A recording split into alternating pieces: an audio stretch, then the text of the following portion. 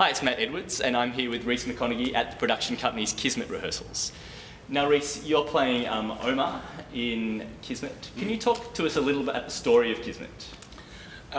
Sure. It's Omar Khayyam, who was a real poet, and he wrote this thing called the Rubaiyat of Omar Khayyam, which was translated in the 19th century by Edward Fitzgerald, and was a hugely popular book. I mean, my parents' generation, it was owned by people who only owned a copy of the Bible and Shakespeare and the Rubaiyat of Omar Khayyam. I never read it, but it was an earlier generation. We've got 2 copies at home. You have? Copies. Yeah. Well, there you are. I mean, it was enormously popular, and so he was a real man, and he's been put into the show Kismet. Oh, Ken Mackenzie Forbes, the producer of the show, told us on the first day that it's 100 years this year since the original play Kismet was opened in London, produced and starring an Australian actor called Oscar Ashe. He was born in Geelong, right, and he was a huge star, and he wrote this show Kismet based on the Arabian Nights. And then in the 50s, it was turned into a musical by Wright and Forrest, and they used the music of Borodin as the basis of the show, and they added Omar Khayyam to the script. I don't think he was in the original play.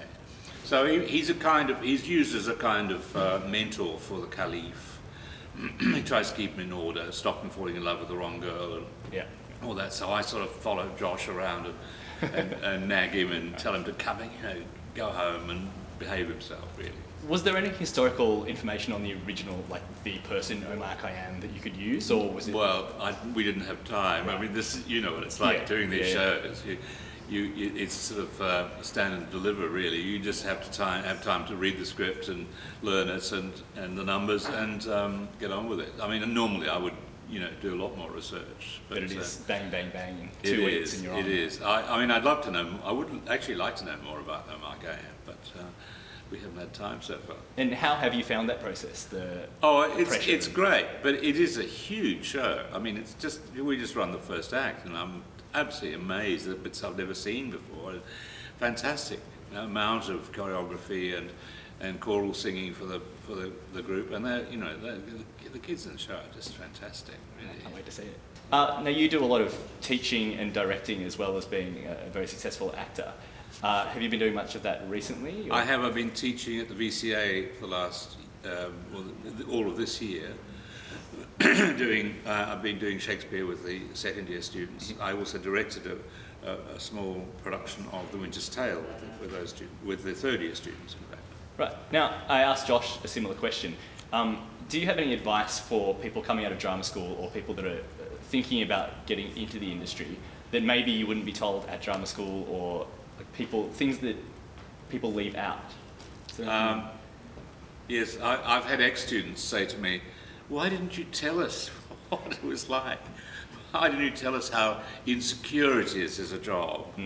Well, you do try and pass that on to students, because it's a huge shock to people coming out of drama school, because drama school is a very kind of compartmentalised and secure place for 3 years, mostly 3 years, and so the shock when you come out, I know, is enormous, but it's very, very hard to try and indicate to people how difficult that adjustment is. One of the things I suppose one always thinks of saying is never turn down work. And if you're lucky to be offered 2 jobs, as I think it was Noel Coward said, if you're offered 2 jobs once, choose the one that is where you earn more money. I, of course, have always, I've never obeyed that. I've tended to go with the one I really want to do. Which I think is such a tough decision, isn't it? It is a tough decision when you actually have to do that. You could be out of work for 6 months and then you get offered 2 things and they clash. And what do you do? And it's usually the one you've accepted first, I think, isn't it? Yeah, definitely. And you're committed, and you may regret that you've already committed yourself to that. But you mustn't do what some people do, which is turn down an offer you've already accepted, and then go with the better one, because I mean that's the way to make enemies in the business. I think.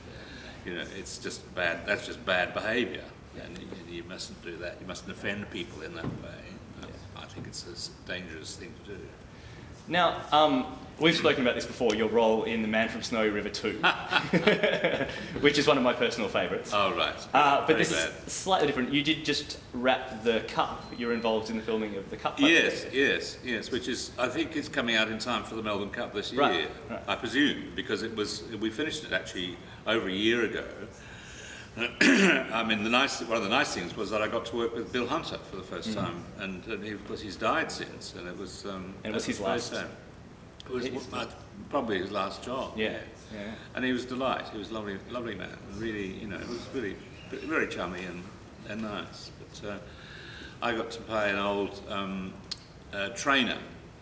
And and it was great fun. It was cold. We were trying to pretend it was summer, and we were standing in Flemington Racecourse, up to our knees in mud, and it was it's horrible, but it was great fun, and I look forward to seeing it. And last question that we ask everyone at AussieTheatre.com: who is your show crush in Kismet? Oh, Mike Bishop, probably. No, I think Mike Bishop. He's a very, very tall man. He plays the villain, right? Jawan. Yeah. And no, it would be Chelsea Plumley, I think. Yeah. She's gorgeous, and she's playing La Loom, and she's setting everybody's hearts on fire. She's wonderful. Great. Yeah. Well, thank you very much, Rhys. All right, nice to speak to you. It's been Matt Edwards here with Rhys McConnochie at Kismet rehearsals.